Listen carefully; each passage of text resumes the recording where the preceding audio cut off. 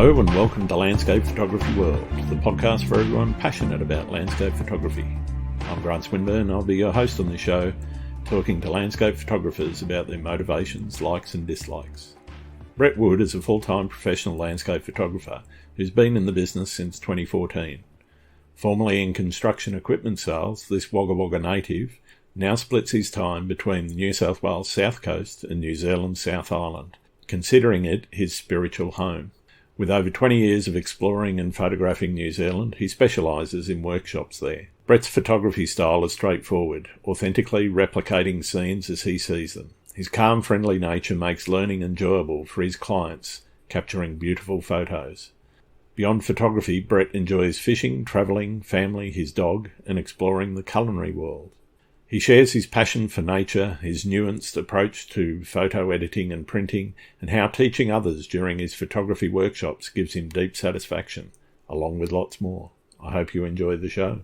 G'day, Brett. Welcome to Landscape Photography World. How are you going? Yeah, good, Grant. Thanks for having me on, mate. All good here today. It's a beautiful sunny day, typical spring wind, but all good, mate. Yep. Fantastic.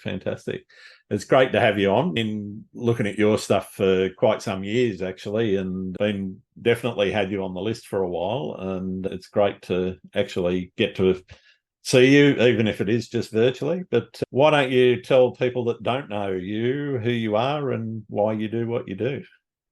Okay, who am I? I'm a full-time professional landscape photographer. I've been doing it full-time now for about 2015, I think, was when I went full-time. No, 2014, sorry. So what's that, 9 years? Born and bred country boy, grew up Wagga Wagga in New South Wales. As a young fella, I spent a lot of time in the outdoors with my dad, camping, fishing, hunting, bushwalking, hiking, tramping, all that stuff. So I got my first camera when I was in Boy Scouts as a kid, which was a 35mm Hanamex, one of those little long skinny cameras that looked like a video cassette type thing. Mm-hmm. So I always dabbled in photography my whole life, really, but more just a happy snapper, tourist type snapper. And then in my former career, I spent many years, 25 years on the road in sales jobs. Okay. So I pretty much would always have a camera with me, and if I seen something that looked cool, I'd pull up and take some photos. And then in the early 2000s into about 2010, around there, I started doing a lot of trips to New Zealand. Yep. And that's when I really started to take my photography a bit more seriously, started shooting off a tripod, started using ND filters, all that sort of thing. And then it was probably about 2013, 2014, I just got completely addicted to photography. It just became like this absolute obsession. Yeah. And it just took over my whole life pretty much. Like I used to be, prior to that, my obsession was actually fishing. Okay. But the photography actually took over that, and I just got completely addicted to it, and it hasn't wavered since that day. I'm still the same. Every single day, 7 days a week, I'm completely immersed in something to do with photography. And then in the early 2000s, when I was about 40 years old, so I'm 52 now, so about 12 years ago, unfortunately, my mum and dad passed away. So that made me reevaluate life and have a bit of a think about where life was going. And I had a real good high-paying corporate job and all that sort of thing, but I just wasn't really enjoying it that much. And one day I decided to quit my job and take up photography as a full-time job and started doing workshops, and mainly in New Zealand. Mm-hmm. And I haven't really looked back. That's all I've been doing ever since. The first sort of 12 months was a little bit up and down, but it didn't actually take that long before things started to roll. Yeah. And that's pretty much what I've done ever since. Is my main business is landscape photography workshops. We do a stack of stuff in New Zealand, obviously. That's our, I guess you call it our specialty, is New Zealand. Yep. But we do other stuff as well, local stuff here on the south coast, New South Wales.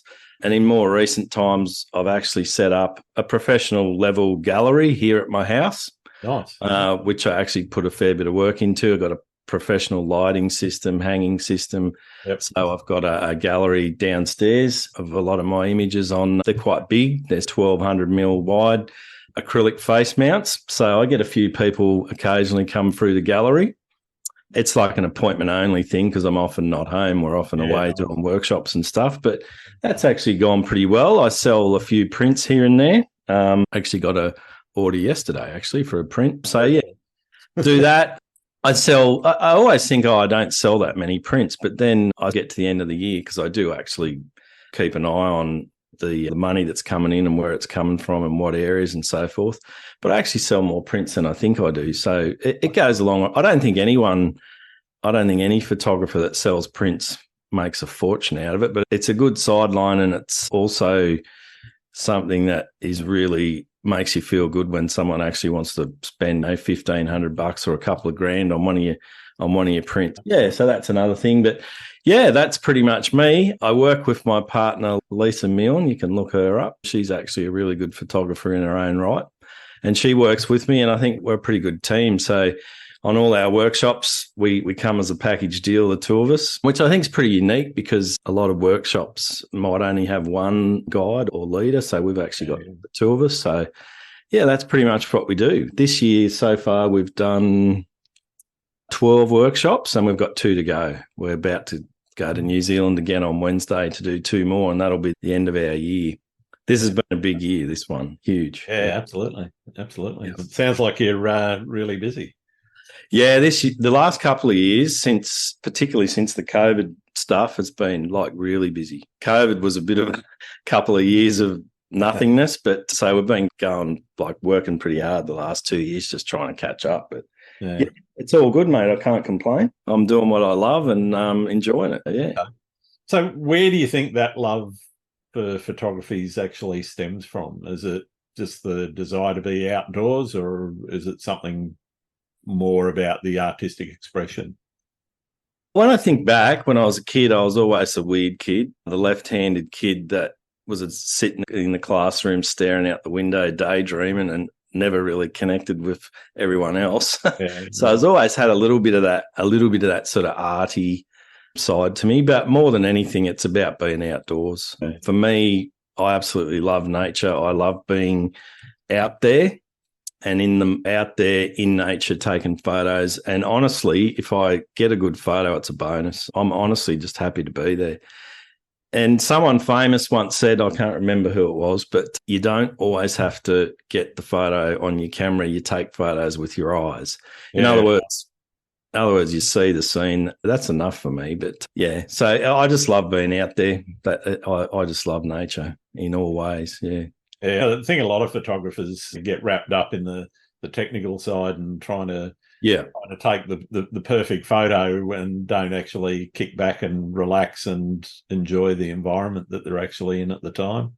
Yeah, that's true, mate. I'm the same. I can get very excited about a sunrise and a wave, and I forget the enjoyment of actually being there and seeing it. Yeah, that's true, mate. Like, I only just put out a new YouTube video last night, actually. Went on a video we shot at Milford Sound this winter, and I actually made a bit of a statement in that video saying that, because I see people, they put a lot of pressure on themselves to get good photographs. Like they're very hard on themselves. Mm-hmm. And I think they don't enjoy it as much when they do that. And that's what I talked about in the video. I said, once you remove that expectation or that pressure that you put on yourself, once you remove that, I think you enjoy it a lot more, and you'll actually even get better photos as well. Yeah, I'm totally with you on that. Yeah. What do you do to help your mind relax, and where did that sort of epiphany come from? Well, I'm always been a pretty relaxed sort of person. People that know me know that I'm pretty relaxed. I'm almost too relaxed for some people. I'm not a very well-planned sort of person. I just about wing everything in life. So most of the time I'm pretty relaxed. The only thing that stresses me out is technology and bad drivers, really. Okay. Everything else I'm pretty relaxed about. But definitely when you're out there and you get in that zone, I guess you'd call it, and sometimes you'll go out and you won't get in the zone. You just don't really enjoy it, or you. Yeah. I wouldn't say you don't. I wouldn't say you don't enjoy it. You can't take a good one, you know. Yeah, but there's days when you just click into this zone and everything it's almost like you're in your own little world. You're in another world. Everything just seems, and you don't actually even think about it until it's over. I'm not one, because we're doing a lot of stuff, and I'm not one that reflects on stuff that much. And then I get to the end of the year when we stop, and then I go back and I do start to reflect. Yeah. And you think, wow, wasn't that an amazing moment? We were at somewhere in Canada or somewhere in New Zealand or wherever it might have been, and you reflect on it and you think, wow, that was a phenomenal moment. Yeah, just being in the zone, getting in that zone, that's a pretty good feeling, and you definitely relax when you get into that sort of mindset. Yeah. So in terms of, you mentioned you're not a planner. Yep. How does that work when you're planning your workshops? Because clearly you've got to do some planning, otherwise. A lot of that is planned. A lot of stuff's planned. We plan a lot of stuff at least 6-12 months ahead. Yep. But in terms of an actual itinerary on a workshop, not very often we would run to a strict itinerary. I just don't think it works. If you rock up in New Zealand, for example, and you're going to shoot Mount Cook one day and then you're going to go down to Milford Sound another day and so on, we all know how fickle the weather can be. So it's good to have a bit of an idea of where you want to go, but as far as having a strict itinerary, I never do that. Every time we're running a workshop, we're just continually looking at weather apps on the phone and seeing where the wind's coming from and where the clouds are and so forth, and then just planning. Probably 12 hours ahead would be about the extent of it. We'll have, as I say, a general plan on what we're going to do, but we'll often twist things around. We might swap day 2 for day 3 or whatever it might be.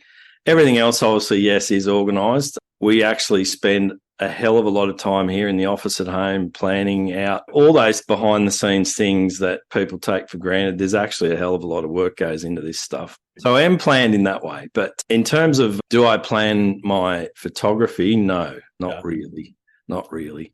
So you're in the field responding to what you're seeing and pretty much, going on the fly rather than pre-visualizing and saying, this is the shot I'm after. Yep, pretty much, yeah. Do you think that helps in, I guess, reducing the stress on yourself in terms of coming away with a good image? Yeah, definitely. If you have a planned image you want to get, or sometimes you do have a planned image, but that will often be at places that you revisit a lot. And we do tend to do that, revisit the same places a lot. I actually like to do that, to go back to the same places a lot. So sometimes you might have a planned image or an idea of what you might want to get, but most of the time, no, it's just turn up and take a wander around and shoot what's there. One thing that I always try and teach people in the workshops is to slow down. Landscape photography is an incredible thing for slowing people down. You can really slow down everything you do. And I think getting to a location and just putting your camera bag down on the ground and don't even get your camera out of the bag, just walk around the whole area. Like some people, I say, don't have concrete boots. People get out of the vehicle and they got concrete shoes. They see a shot and they're just stuck there.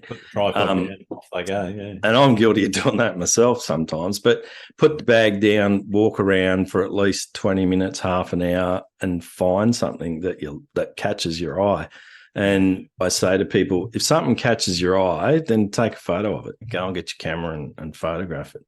It may be your best shot. It may not be, but if it caught your eye, you should go and have a look at it. Yeah. So I'm pretty much like that, really. Yeah. Fair enough. So when you're in the field, what is it that you're looking for? What inspires that creativity, and how do you stay motivated to experiment and look at different things? I'm probably not the most creative photographer out there, to be honest. Like I'm a pretty one-dimensional landscape photographer, really. I just try and keep it pretty authentic. But what motivates me, I just like being there. I find that's enough. Being out there in nature is enough to motivate me to do whatever. That gives me the motivation I need to get good photos. I've never been one of these people that hung up on the pink skies and the orange skies. I just don't care about that. I know a lot of people do, but I don't. I would say my best... I enjoy them when they come along, but they're so bloody rare at the moment. Yeah, but I don't care about that. Good light is one thing. Two things. One is light and two is composition, those two things. That's what I'm looking for, is some nice light and a nice composition. That's pretty much it in a nutshell. I'm not worried if the clouds are grey or the scene's got a lot of blue reflected light or whatever it might be. I don't care about that. The other thing is probably, because we do tend to, as I said earlier, we do tend to revisit the same locations a lot, and we do that with workshops. We also do it on a personal level as well when we do find time to get out and take our own photos. But one challenge or one motivation there is to try and come up with a different spin on a reasonably well-known location. Or you may, ourselves, for example, may have already have 3 or 4 really good images of a particular location. Yep. I'll use an example, Tasman Lake in New Zealand. We go there quite a lot. So every time I go there now, I'm really trying to just find something different, something that I haven't taken there, something that is just a real different spin on it. So that's a good motivation, I think. But that's one of those things that takes time too. You might walk around for an hour trying to find something different, and then all of a sudden something will just pop up. So that's a bit of a motivation these days, I think. Have you ever overshot a location and just said, no, I've done it, I can't find anything else here? Or I don't know. There's one in particular that we all know about, the Wanaka tree. I've got a gazillion photos of that. I was going to say that's a tough one to get something unique there. Oh, yeah, you still can. You've just got to think about it. And you need the right conditions and all that sort of thing. But yeah, I've been there a lot of times. But you know what? It's one of those places that it's iconic for a reason. Yeah. If you get some beautiful light there in the morning, for example, particularly with winter, it's still a really beautiful location. It's just that the people there that annoy you sometimes. Fair enough. But it doesn't seem to be as busy since COVID, I don't think. Really? Okay. I don't think so. The most we've seen there in the last couple of years might be 30 or 40 people, whereas I can remember before COVID going there when there'd be 100 people there. Incredible, yeah. Yeah, everyone tripping over one another. That's not fun. Yeah, that's not enjoying it. But that's not a fun photography experience in my book. I like being somewhere where the nearest person might be, if I'm lucky, 100 yards away from me. You know? Yep, I agree, mate. Definitely. We recently did a trip. I went by myself. Lisa couldn't come. She had knee surgery. Went to Canada in September, and I tend not to look online at photos of places where I'm going. I've seen plenty of photos online of Canada, but I don't tend to really look online. It's more just turn up and whatever looks good, basically drive around. But I got some really good shots there of places that probably aren't iconic at all just because they look good. And there's places there like that you go, it's like anywhere. There's places there where there's bloody hundreds of tourists, but there's places there where you'll have an entire vista to yourself. Absolutely stunning vista all to yourself. So, yeah, I like that stuff too. I'm probably not one of these people that does extreme things like hikes down cliffs and does it. I don't mind doing a bit of exercise or hiking or whatever, but I don't do anything too extreme. But I don't feel... No ropes involved. I have done in the past, but yeah, not so much recently. Yeah. Fair enough. In terms of success, what does success look like for you in your photography? I don't really think about that much. I guess I am successful because I've made a living out of it and pays the bills. So I guess that's successful. For me, if I can make a living out of it, which I do, so to me that's successful. But for me, there's probably two things. One is having clients that are satisfied and happy. That's very important to me, actually, that the people that come are happy and they're content, and they are, because they keep coming back. We've got 20, 30, 40 clients that are regulars, and they would be 5, 6. We've got one lady that's done 9 workshops with us. Yeah. A lot of people like that. So to me, that's success. That means that people are happy. Repeat business. Yeah, we were doing a bit of a list of some stuff the other day, and we actually decided to put together a list of people that have been on workshops with me since I started doing workshops. Yeah. And it's nearly 700 people. So Wow. I guess that's a measure of success, people. And if you have a look on Google, my reviews, they're 5-star. I haven't got any below that. So maybe one will come one day. I don't know. But so that's success. But the other thing for me that I think is what I would probably call measuring success is selling your work.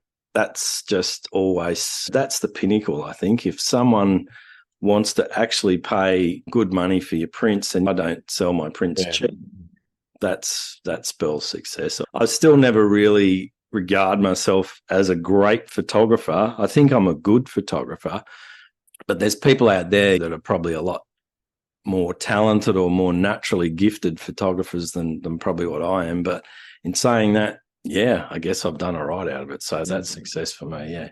Fair enough. In terms of building to that success, how do you think? Sorry, I'm going to start again. Yep. In terms of building to that success, putting hard yards into understanding both the field work and the processing and whatever, what did you do to start developing that? Was that something you did on your own, just watching YouTube videos or doing workshops yourself, or did you go through some formal education? I'm a bit of a person that goes on quotes, and sometimes I talk about quotes. But one of my quotes that I do say to people a lot is "Passion determines success." Yep.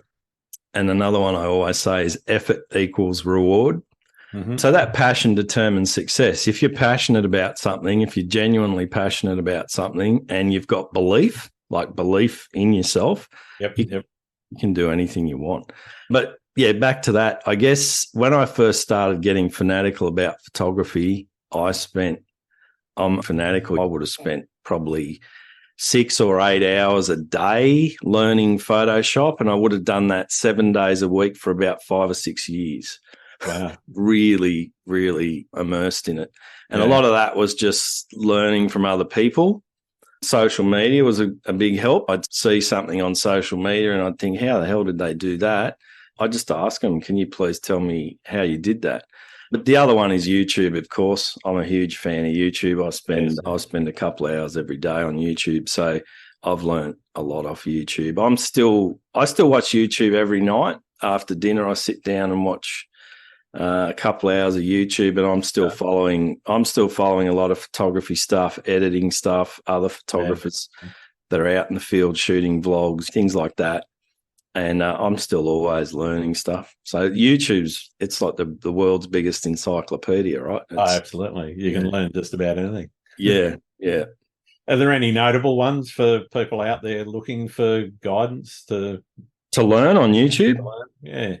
Oh, I love Michael Shainbloom, as we talked about before. He's great. His videos are good, very professional. In my opinion, he's probably one of the best landscape photographers in the world.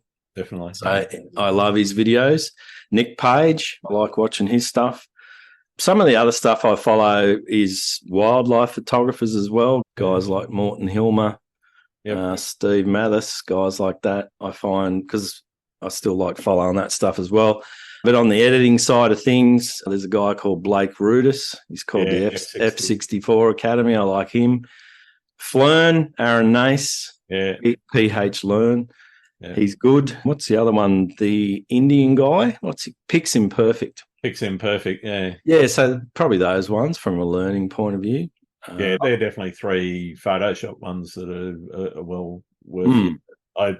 I love Blake's stuff because just his in-depth understanding of the areas that he's covering, like color theory, but not only that, how Photoshop implements color theory.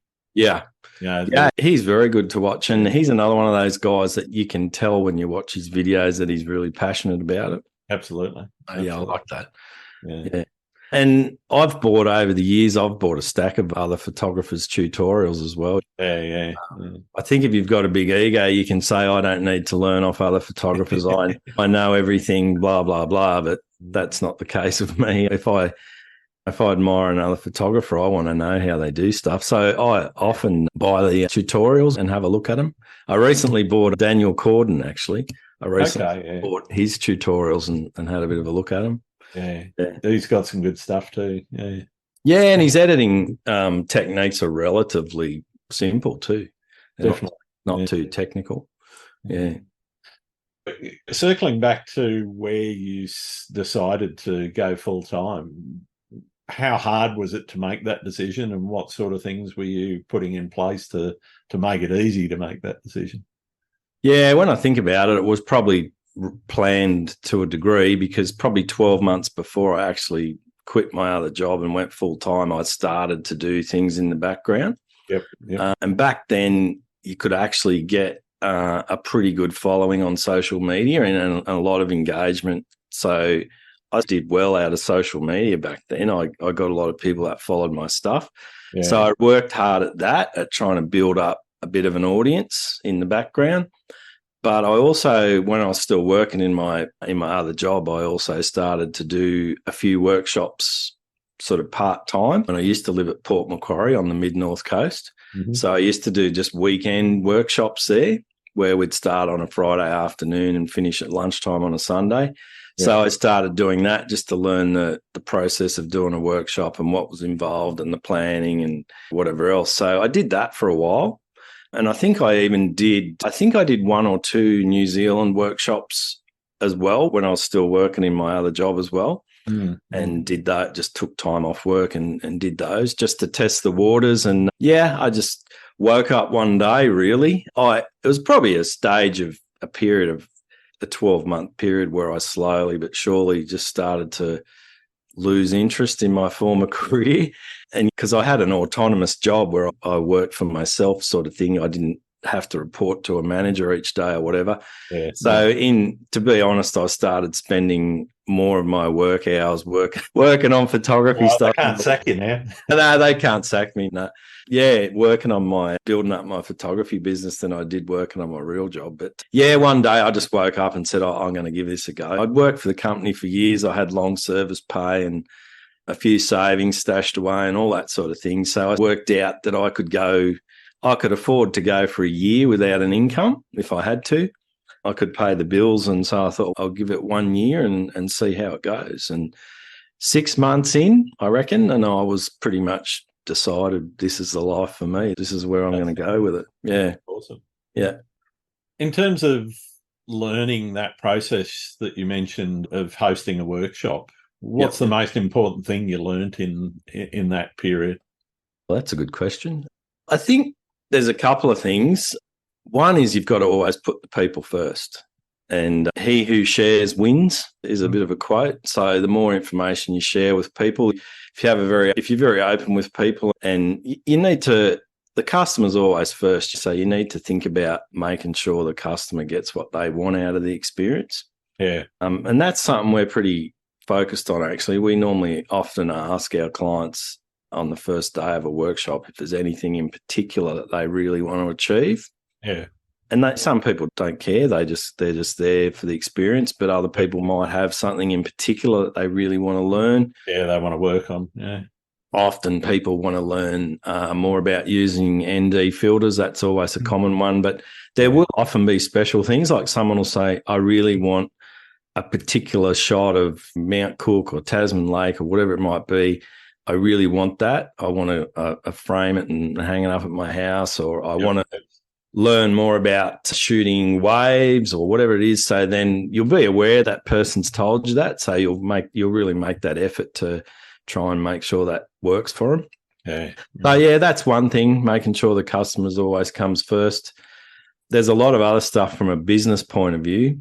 There's a lot of really good photographers out there, and many photographers are probably a lot better at it than I am. But to be successful at it, I think you've also got to really have that business side of it switched on. You've got to understand that business and marketing side of it. That's actually really important.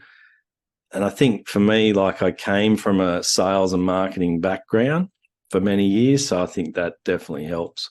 Yeah, definitely. Yeah. How do you've obviously got some help from Lisa, but how do you get on with that process where you've got to be chief marketing officer, chief financial officer, chief photographer, et cetera, et cetera. There's so many hats you've got to wear when running your own business. How do you deal with all of those, juggling all of those activities? Oh, mate, it's pretty full on. Like, I think a lot of people just look at what we do and think we just fly around the world taking photos and you just turn up and push a button. That's all. Yeah, sleep on planes and just relax. But honestly, it's busy, mate. Like this year especially, probably the busiest year I've had. There would be very few days this year that I haven't been doing something in the business. And I'm talking 7 days a week. Yeah. You're constantly working almost. Not last week, the week before, I actually had a 5-day trip down the snowy mountains with a mate of mine. And we went and did a bit of fishing for a few days. That's the first, and I didn't even take a camera, actually. Wow. Left all my camera gear at home. That's the first sort of break I've had away from the business or photography for a few years. Yeah. But I enjoy it. But yeah, there's a lot involved. And the two things I hate the most in life is bad drivers and technology. Yeah. Like computers and emails and all that stuff. I'm reasonably okay with it, but it's one thing that stresses me out. So spending all these hours sitting in the office at home doing all the admin stuff, but it has to be done. That's the part I enjoy the least. You've got to do it. You have to do it. Yeah, I think that balancing act that you've got to do, you've got to put the time and effort into it, in particular marketing, because if you don't, then no one knows you're there and no one's going to buy anything. That's right. Yep. You've got to continue to put that one foot forward and have your name out there. You have to do that if you want to be successful. One thing I like to ask quite a lot of people that are doing professional photography, and less so an issue for your workshops, but how do you price your work? Is there a formula, or is it just saying, all right, I think it's worth this, so that's what I want? When I first started, when I set the gallery up, I know a couple of blokes that own galleries, a couple of guys in New Zealand, actually. Yep. So I spoke to them and I had an idea of what I would charge for my work, and they said, no way, that's too cheap. You just can't do that. These days, I do believe that any photographer that takes good quality photos, that you need to know your worth, like that you are worth something. Yep. So normally for me, it's probably I normally look at the cost of what it costs to print. I mainly do my stuff. I sell a few prints as well, like just prints on paper type thing, but mainly acrylics or frame prints. But normally the costs to get it printed, it's normally 3 or 4 times that I'd be selling it for, which I think is reasonable. I think sold, like I said, 120 centimeter acrylic this week for I think $1,600 or $1,700 or something like that, and I see people selling them for $3,000. So I think that's still pretty respectable. Yeah, definitely. Yeah. What's your favourite location? One that keeps pulling you back? Oh, that's pretty easy. New Zealand, of course. I just love New Zealand. I've lived there a couple of times, and I'd probably still be living there now if it wasn't for COVID. Yeah. Definitely New Zealand. I love the place. I just absolutely love it. What's your favourite spot in New Zealand then? Whoa, that's a good question. Because you've got a pretty varied set of locations there. I'm not going to say one particular location. I'm just going to say a region. I would say the Mackenzie region. Yeah. Which is Mount Cook, Lake Pukaki, Tekapo, Twizel, that area. Yep. Yeah, I love it, mate. Understandably. Absolutely love it. Just, I don't know, there's a bit, we can get a bit spiritual here or whatever, but there's just something about New Zealand that really connects. I often say it's my spiritual home. Yeah. There's just something about it. And I'm sure I've spoke to other people that feel the same way about it. When I'm there, it's just feel different. I just feel just completely at peace, I think. It's just an amazing... You set up your plan to retire there yet? Maybe. A few years off retiring yet, mate, unless I make a lot of money out of something in the next few years. But I would like to buy a property there at some point, but whether that happens, the price of real estate over there is... Yeah, it's rocketing. Sydney now, it's ridiculous. Yeah. For the moment, I'm very settled here. I've bought a place here where I live now. I'm on the south coast of New South Wales, so really loving it. But it'd be nice to have somewhere in New Zealand as well. You could alternate between the two. Yeah. But that would definitely be at the top of my list. Yeah, you can't beat New Zealand. No. What's your most memorable photography experience? There's a couple. They come to mind pretty easily, actually. Two of them would be in New Zealand, and one of them's actually in Slovenia. Okay. I'll probably talk about the one in Slovenia. I was in Slovenia a few years ago and flew into Slovenia from Germany in the morning and landed in Ljubljana, which is the capital of Slovenia. And as we landed, there was just a complete whiteout. It was snowing as we landed. The runway was covered in snow. It was real full-on winter scenes. We went from the airport straight out to Lake Bled, and we got there in the afternoon and stayed there till dark. And it was probably a period of about 4 hours, and that was photography at its absolute best. Like, it was just incredible. Like, it was fresh snow on everything, not a breath of wind. Like, every branch on every tree had about an inch of snow just sitting on it. There was this fog coming in over the lake. I don't know if you've ever been to Lake Bled in Slovenia, but I've seen enough shots of it. It's a pretty special place. Yeah. And there's a church on this little island in the middle of the lake, and it was all draped in snow, and it was phenomenal, mate. Like, it was just one of those days where every photo you took was amazing. And I had a couple of shots from there that were pretty popular, and one I've sold a stack of prints of, and I hardly even edited the photo. It just was perfect. Okay. So that would be one. And others would be mornings in the New Zealand backcountry, in more remote areas in New Zealand, like backcountry valleys where you're a long way from main roads and things like that. Had a couple of mornings there that have just been outstanding. Had one probably about 4 years ago now, one that comes to mind that was just incredible. It was in the autumn time. So all the trees were just nice and colourful, and the light was phenomenal. There was a layer of fog, and the light, the pink sky and all that sort of thing. It went for about an hour. It was just, wow. And it just kept changing and changing. It was just incredible.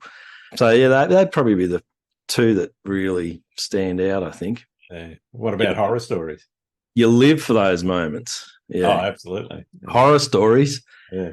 Had plenty of them too. Had plenty of those. Yeah, horror stories. I can't think of any really bad ones. Nothing too bad. We have had days on workshops where it's been a struggle, where the weather's just been really, really bad, like pouring rain or... Nothing better than horizontal rain to make your day. Yeah. I can only ever think of once that I can think of where we actually spoke to our group of clients on a workshop once and decided that we weren't going to go out one day because the weather was really bad.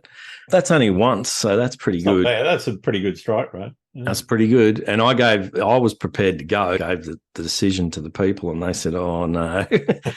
But then I can think of other ones where it's been raining and snowing, and, well, snow is good, but really abysmal weather, and we've decided to go out, and we've had to rethink how we do it. Yep. But then we've gone out and actually got really good photos. So you can still get good photos. I'm a pretty positive-minded person, so I don't really think about the horror stories. Well, there's probably been a few, but I just try and push them aside and not think about it. Yeah. Fair enough. What are you like when you get home from a shoot? Are you straight into editing, or are you one to let it sit back and wait for a while? I almost never do that. Very rarely would I get home and start editing. Almost never. I'm working on a series of photos at the moment, the last couple of days here, that I've been editing about 6 or 8 photos, and they're from 2019. Yeah. That's something I'll do often. I guess I'm fortunate enough that I've been out and done that much shooting over the years that I've just got so much stuff sitting on hard drives. Yeah. I really have got thousands and thousands of good images sitting on hard drives. That's a pretty good problem to have. Yeah, so every now and then I'll just open up an old folder from a while ago and go through. I'm working on putting a new web page together. Hopefully I'll have it on my website tomorrow for a new workshop. And so that's made me go back and look at photos from that area from the past. Yeah, So right. that's what I've been doing the last few days. And so no, I almost prefer to, and I know a few people do things this way, almost prefer to remove that emotional attachment you have to a photo shoot before you look at the photos. If you go out and have a good photo shoot, you're often on a real high after it. Yeah. Beat and happy and positive, and sometimes you'll almost maybe rush it a bit too much because you're emotionally connected to that moment. So I try and remove that emotional connection, and you'll come back and look at the photos anywhere. This year I've edited a batch of photos from most trips, but normally it's only 5 or 6 photos, the ones that just catch your eye the first. But sometimes it's not uncommon for me to go back to an old folder and drag out some photos from a few years ago. Yep. Yeah. I've never even looked at before. Yeah, fair enough. Okay.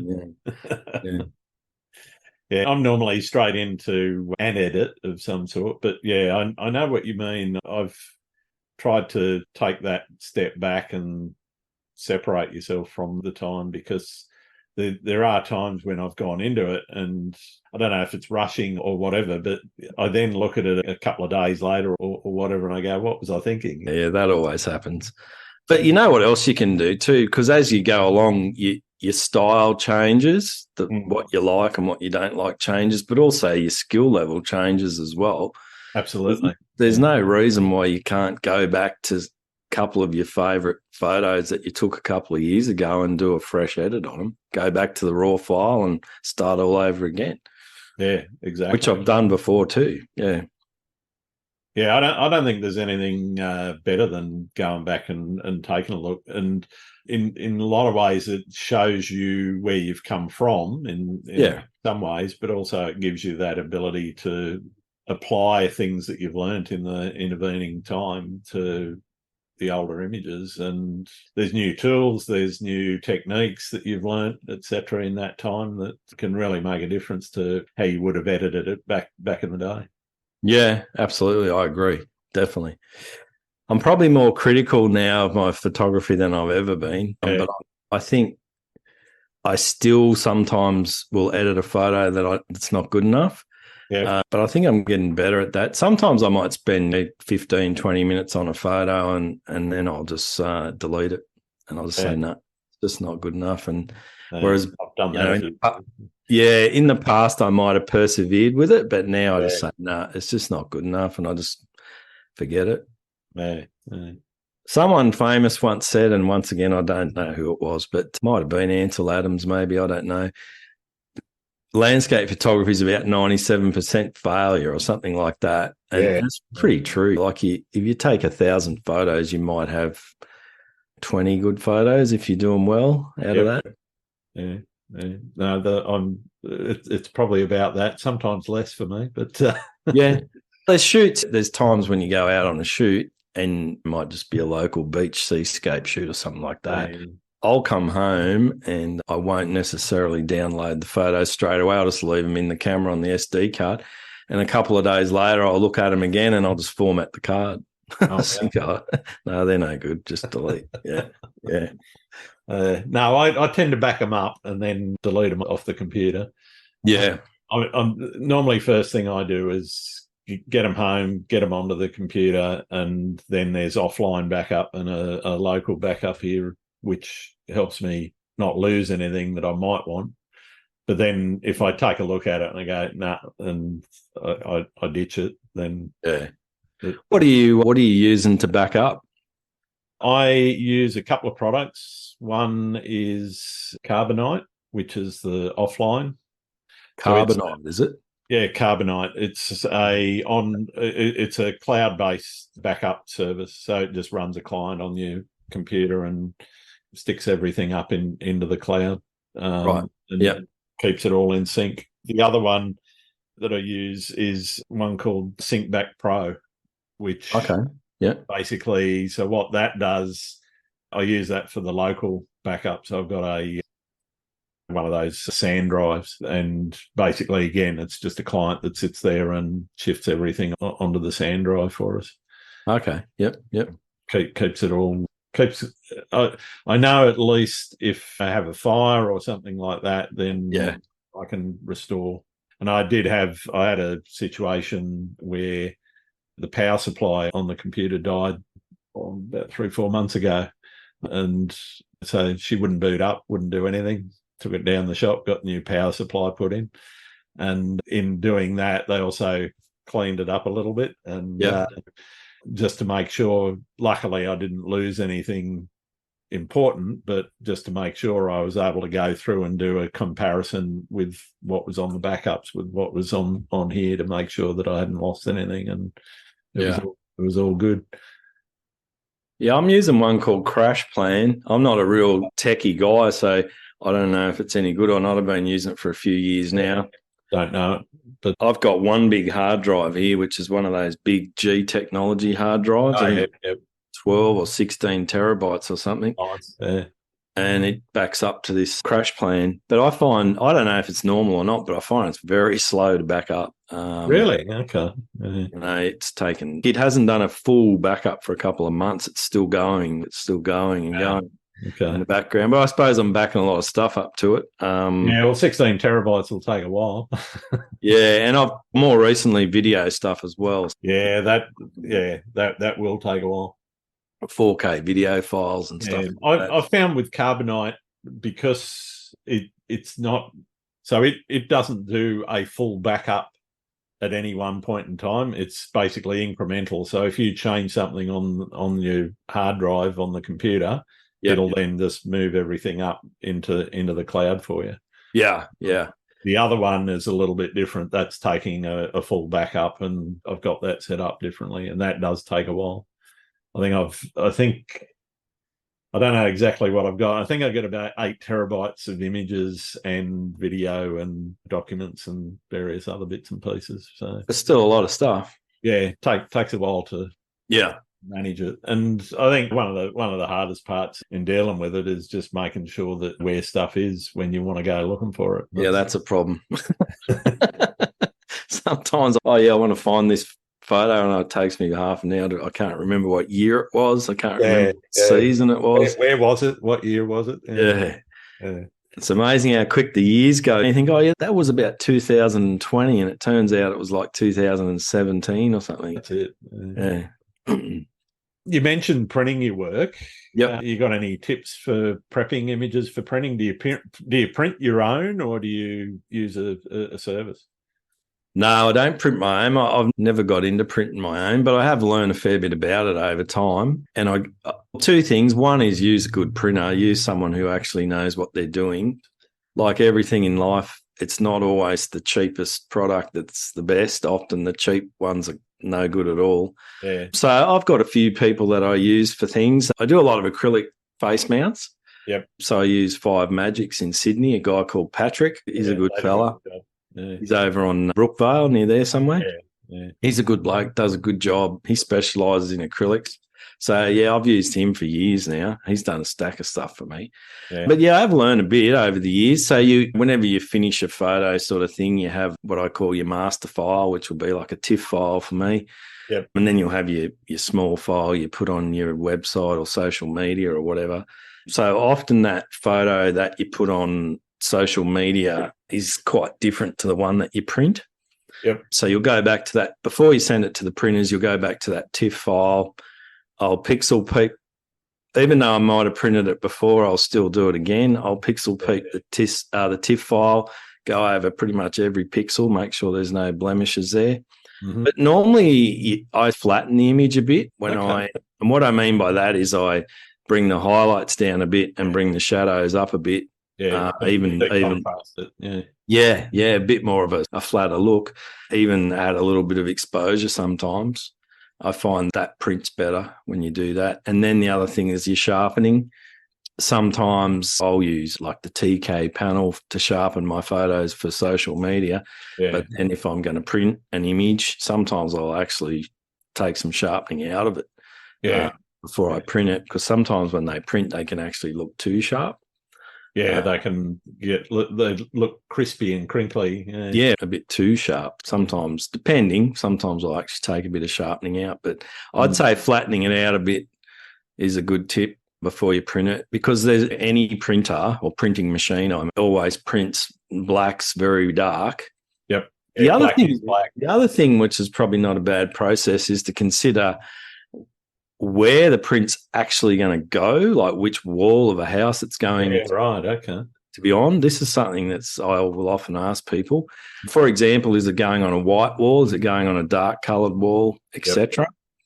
If it's going on a white wall and it's in good light, the other thing is how much natural light's in the room. If it's a room with bad natural light, you need a really bright print. Now, you don't want one of those dark and moody type shots on a dark room, because it's just terrible. Yeah. So, yeah, they'd be other things to think about. If it's on a white wall, you can have a photo that's probably a little bit darker or a bit more contrasty.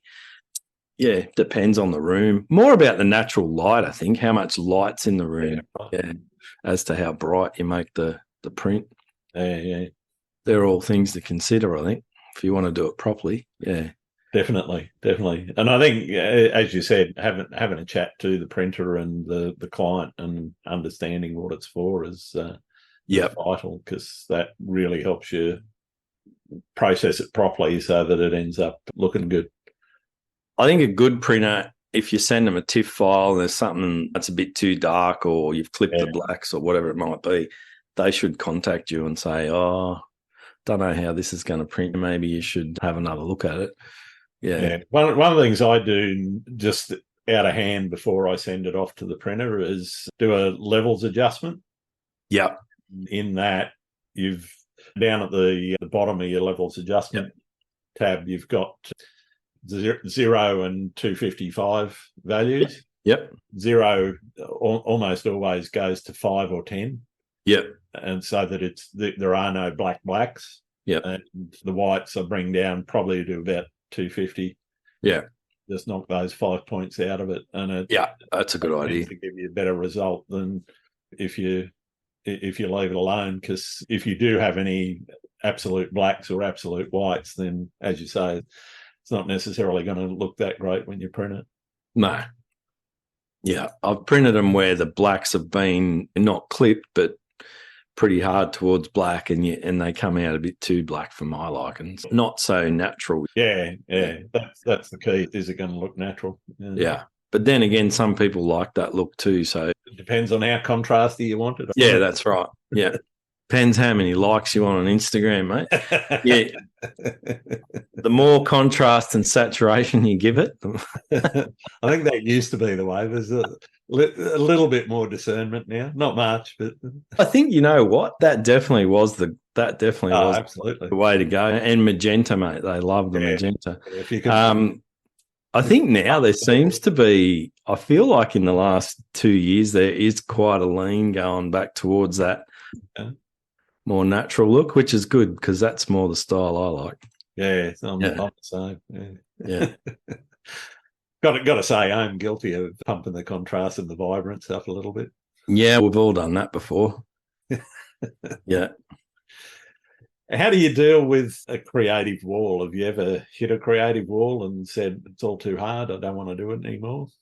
Yeah, often, but they don't last for long. You will often get them, but sometimes they'll only last a couple of days. So I just say don't force it.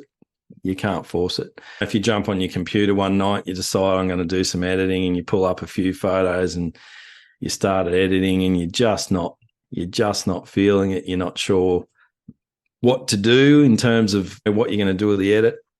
Just walk away. Don't force it. Just walk away. Yeah, just come back in a couple of days or weeks or whatever. If there's one thing I've really learnt in the last few years, it's don't rush anything, particularly with photos. Like, just don't rush it. There's no rush. There's no rush. Yeah. But most of the time, creative ruts, as people say, I don't really know that I've ever gone into one of those too much. Okay. I guess one thing that we tend to do is We're very busy. We normally start our workshop season in sort of February, March probably, and we go through until the end of November, early December. And then we have the summer off. Yep. We don't do any workshops over the summer, and generally like December, January, February. Around that time, we normally just spend time with family, do all the other things, have a bit of time off. So what I actually tend to do is when I get to the end of the season, because we've got 2 more workshops starting in New Zealand this Sunday, once they're finished, I'll come home, download all the photos. I might edit between then and Christmas, might edit a few photos. But after that, I literally put my camera gear in the cupboard and just leave it there for 2 months. Yeah. I literally don't touch it. I just forget it and just go and do other things, go and have Christmas with friends and family and just forget about it. So I think that probably helps. Yeah. Having that time away. Yeah. And then by the time you come back in March or whatever, you're really enthused and raring to go again. Yeah. What do you see as being the biggest challenge facing photography right now? Oh, that's pretty easy. AI, of course, as we were talking about before. Yeah. I don't think it's, from a landscape photography point of view, I don't think it's going to make a huge difference. Like I said to you before, a few people have asked me on workshops and stuff, are you worried about AI? And I say no, because people, it's not necessarily about the photo, it's about the experience. Yeah. And the experience becomes that emotional attachment to the photo. Mm-hmm. So people always want that experience and that emotional attachment to the photo. So I don't think they're going to get that from AI. But what else challenges? Social media is dead. So people that were using social media to drive their profile or their business forward, I think it's a lot harder to do that now than it was 5 or 6 years ago. So that's probably a challenge. I think video is where it's all going now. Yeah. I've got to say, aside from the rise of video on platforms like Instagram, I think one of the challenges is just everyone's a photographer, and if you want to make money out of it, then because there's so much out there and the demand is so small, the value is hard to come by. So it's hard to get people to understand the value of it. You mean in terms of selling your photos? Yeah. Yeah. You know what, I've looked into this a fair bit, and in terms of selling your photos, I've come to the conclusion that basically what it is that there's actually a very small market of people out in society that want to buy your photos to start with. Yeah, absolutely. So that actual market, it's not a big market. It's actually a small market. And then you've got thousands of people trying to get that market. Yeah, so all after the market. Yeah. Yeah. I don't think it's ever been a huge market. It's I agree. Yeah. It's like art, like people sell paintings and so forth. Even it's quite a limited audience or a limited market. And then you see people that are selling their photos for next to nothing just to get their name out there. But I think that devalues their worth. Absolutely. Yeah. Where do you see the future of photography going? I think it's really strong, actually, Grant. Yeah. I think it's getting stronger, if anything. I think when you look online, you're looking at photos that it's very saturated. Like there's millions and millions of good photos out there. But in saying that, I think people that are leaning towards photography as a hobby or a pastime, I don't know the statistics, but I reckon it's probably a growing industry. A lot of people are into photography these days. Yeah. I think there's a good camera manufacturers might argue with that, but the phone.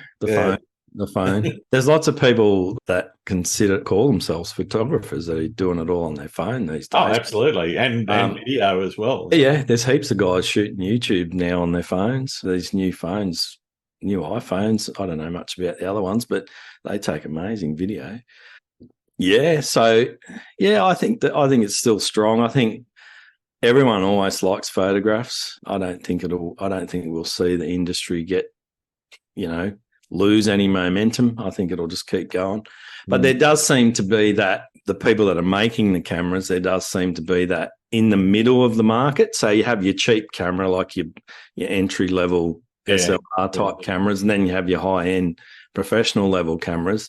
well, you had all those models in the middle. They seem to be fading away, and it's either just cheap camera or high end, and there doesn't seem to be much available in the middle. The middle ground isn't really there. Canon's still doing some of that with the R series now. They've started to do things like the R7, which is APS-C crop sensor, and I think, is it the R8?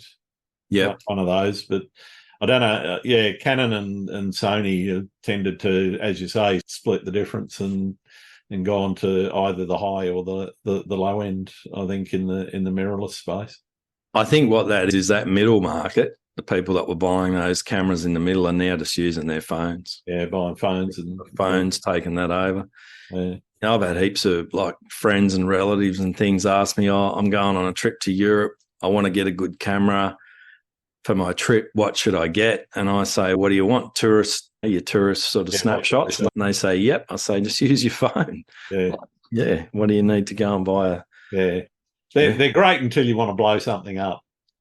And if you want to, as you say, if you just want shots that you can share on social media and so forth. Yeah, some of them, the higher end ones, like your latest iPhones and Androids and whatever, you could probably blow them up to a reasonable size. But I think you'd then have to start getting into AI sort of enlargement programs to help you get the quality out if you start to get them up into that sort of 1-2 meter space. Yeah. I think the new iPhone. Not many people are doing that though. So. No, I think the new iPhone's about 46 megapixels or something. Something like that, yeah. But it's still a sensor the size of your thumb. Yeah. There's always been this thing about, it's got so many megapixels, but it's not just about the megapixels. No. It's about the quality of the sensor. And I'm not knocking this. The sensors they've got are fantastic, and they've just improved out of sight. But you can't compare a thumbnail size sensor with a 3-inch or a 5.5-inch medium format. No. Cheese. Us critical pixel peepers that zoom every image into 2,000%. The one thing that really stands out for me, I use a Canon R5. I've had it for a couple of years now. Even when I got that camera, I went from the Canon 5D Mark IV. The first thing I noticed, like from day dot, is the resolution. Yeah. And there's no substitute for that, especially when you see it actually printed on a wall. Absolutely. That's when you do know the difference, that resolution. So you'll never get that out of a phone. Well, I shouldn't say never. You probably will. Yeah, I reckon you will eventually. The tech has just come a long way. But, as I say, it's not many people wanting to do that, even with their phone shots, And these new cameras now, like it doesn't matter which brand, any of the top brands, the quality of the images coming out of these cameras is outstanding. Even entry-level kit. Yeah. You can still take a damn good photo with even some of the older ones going back 5-10 years. The entry-level kit there was still pretty good. Yeah. I'm not saying you could compare. You couldn't necessarily compare them when you blow them up into large format prints, but in terms of looking at it on social media, you couldn't tell the difference between something that was taken with an entry-level camera from 5-10 years ago and a high-end camera taken this year from this year. Yeah. But these new cameras are pretty impressive. The stuff that it's changed the way I shoot using the Canon R5. It's definitely changed the way I shoot. It just makes such a big difference. Well, I think the mirrorless has really changed up the way that people do it, because you can do handheld for a reasonable amount of time and take your long, well, not your longer, but a longish exposure handheld, which you could never do with it, or still can't do with a DSLR. No, all my waterfall stuff now is all handheld. I don't use a tripod. And you shoot a quarter of a second or something like that handheld, no problems at all. And people, when they come on workshops now, if they've got a good camera, like one of the newer Sonys or Nikons or Canon or one of the Fuji GFXs or whatever, I just say to them, just shoot for the highlights. And they really struggle. Oh, the photo's dark. It'll be right. Just leave it. It's fine. Just don't clip the highlights. And then you'll jump. I had a lady last year with a Nikon Z7 II shooting the lupins photos, and it was very windy. So I said, we're going to have to punch the ISO up to 800, and we're doing handhelds, and we're shooting for the highlights. And she said, this won't be any good. I said, yeah, it will. And then the next day we opened the image up and we did 5 slider edit. And I said, there you go, look at that. And incredible. And that's what you can do with these new cameras. It's not just that.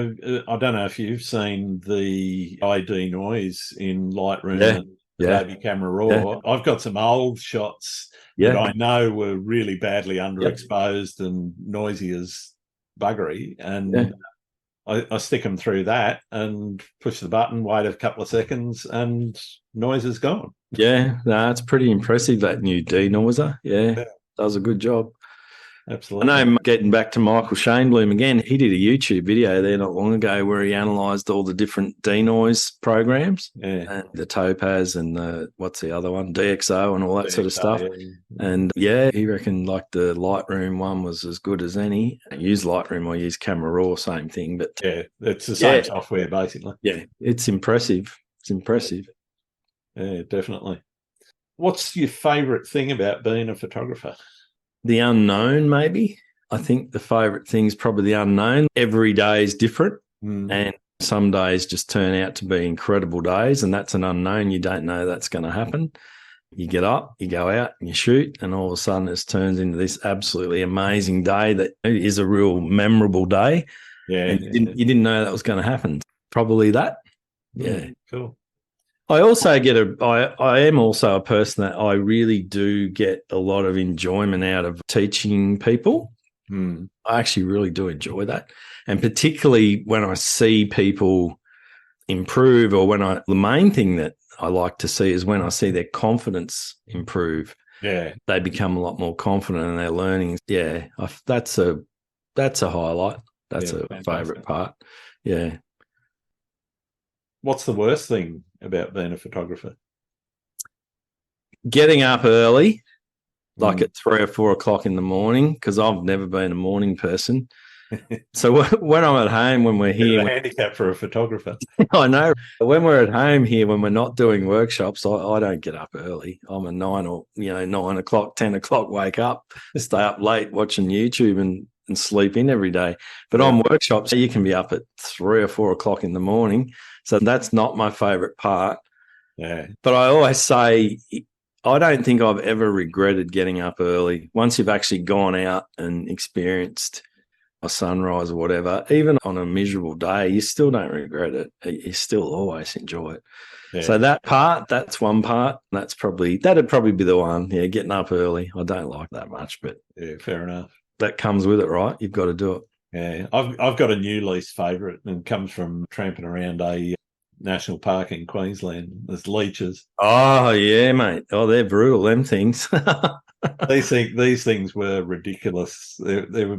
I must have had about 50 or 60 of the buggers all over me. Not sucking blood, but just climbing up. I had long trousers on and whatever. Right. But they were trying to get in under the cuffs of my trousers and into my shoes, and there was thousands of the buggers. So, in Queensland where you were, is there any ticks or snakes? There probably would have been, but I think it was a bit damp and cold for the snakes where we were. We're up in the mountains there at the back of Mackay there, Yungala. Yep. Or Yungala. I've heard it pronounced about 10 different ways. But funnily enough, on the walk back out from there, we saw these 2 German backpackers, and the bloke, he had a pair of sandals on. Oh. I gave him the warning and said, you might want to change your shoes. And he said, I'll be fine. I said, all right, good luck. Yeah. The only other one we have down here on the south coast is actually a lot of ticks. Yeah. In the last 12, 18 months, I've had 3 of them. I had one buried in the top of my head. Yuck. So if you go bush bashing down here, there's plenty of ticks around there. They seem to be on the New South Wales coast a lot. Yeah. South coast and the north coast. Used to get them up at Port Macquarie as well. Yeah. So they're not much fun, those things. Yeah, you do get them up in Queensland, but didn't come across any ticks, luckily. But, the leeches were just a nightmare. And the other one in New Zealand, well, the good thing about New Zealand is there's no snakes, so you can just bash your way through the bush wherever you want, and you just have this new sort of confidence that you don't even think about it. But one thing you do get over there is the sandflies. I don't know if you ever. Oh, yeah. They can be pretty brutal, actually. Yeah. At times. I'm still scratching some of the sandfly bites that I got up in Queensland too, around the coast there. They call them midgies. Yeah, they're the really tiny ones. Yeah. You can't even see them. Can't see them, and they'll just get about 50 or 60 bites in one place. Once you start itching, mate, you won't stop. Don't itch them, whatever you do. Don't scratch them. No, definitely don't. Yeah. The ones in New Zealand are a bit bigger. They're probably half the size of our normal fly we get here, so they're actually bigger. But yeah, they can be pretty lethal over there, and particularly in the wet areas where it's wet or damp, or in forests or around rivers and sand and stuff like that. Milford Sound's a good spot for them. Yeah. And they're the same. Once they start biting you, you won't stop itching for days. Yeah. No, that's it. Yeah, horrible things. I don't know who decided to invent them, but they can take them back. Who do you think I should be talking to on the podcast? I knew you were going to ask me this, so I actually wrote it down. There's a few that I admire, but you've already had most of the people I like on your podcast. Michael Shaneblum, you've had Victoria Hark, an Aussie guy that you should talk to. I don't know, you may have already actually. Is Dylan Toe? No, I haven't spoken to Dylan yet. I do know his work. Yeah, Dylan's from Adelaide. He's Everlook Photography. Yeah, Everlook. Yeah. He's a good bloke, and he's a really good photographer. He's been around for a while. He does a lot of stuff. He's always out adventuring with his family, and he's got great landscapes. The other one I would have said was my partner, Lisa Milne, but she won't talk to you on a podcast. She's too shy. I did ask her. Oh, yeah, no, she said that. Yeah, she's good. She takes some good landscapes. There's a few more there. I'm not sure whether you've spoken to guys like Blake Randall. I don't know if you've heard of him. No, I have heard of him. Yeah, He's I haven't. From Pacific Northwest or Canada there somewhere. He's really good. Another guy I quite like is called Marco Grassi. Yep. He's an Italian guy. Yep. I like his stuff. And the one I was talking to you about before we went on air was a guy that I only came across the other day. I don't know him, but I really like his photos. Is a guy called Mitch Green. He's got some real nice photos. Yeah, I've been following him for a little while. He's got some awesome stuff. I've definitely going to put him on the list, and thank you for the others. I think Dylan would be a good one. Dylan Toe. Yeah, he's really good. All right, I know you've listened to a couple of podcasts, so you probably know what the final question is. Yes, but, I'm going to ask it anyway. Yep. Do you like pineapple on pizza? Definitely, mate. 100%. Yeah, it goes good with chili. Actually, you add a bit of chili as well, so then you get the sweet and spice. Yeah, chili flakes or chili sauce? Oh, anything chili. I just love chili. I'll tell you a funny story about pineapple on pizza, actually. We were in the Dolomites earlier this year doing a workshop over there. I don't imagine there'd be too much pineapple on pizza. And we went to this pretty authentic restaurant in the Dolomites, and one of the guys and obviously their main thing was pizzas. One of the guys on our workshop ordered a pizza off the menu, whatever it was, and then he asked the waiter, could he put pineapple on it? And the waiter just gave him this real filthy look and just went, Jesus. That's all he said. He didn't say anything else. He went, Jesus. Yeah, I think the answer was no. Yeah. I imagine anywhere in Italy you'd be lucky to find a pineapple anywhere near a pizza shop. Yeah, I don't think so. It's an Aussie thing. Definitely. Yeah. All right. Well, thank you very much for taking the time today, Brett. It's been wonderful getting to know you a little bit better. Where can people find your work? Best place, just have a look at my website, photos.com. You can find me on all the usual social media. YouTube, I like to do a bit of stuff on YouTube, Flickr, all that stuff. But my website would be the first point of call. Yep. All right. Thanks very much, mate. Thanks, Grant. Good on you. Thanks again for listening to Landscape Photography World. I hope you enjoyed the show, and keep listening because I'll be joined by some great guests in upcoming episodes. You can find my work in this podcast at grantswinburnphotography.com. I'm also on Vero, Twitter, YouTube, Instagram, and Facebook. I'm Grant Swinburne. Hope to see you out shooting soon.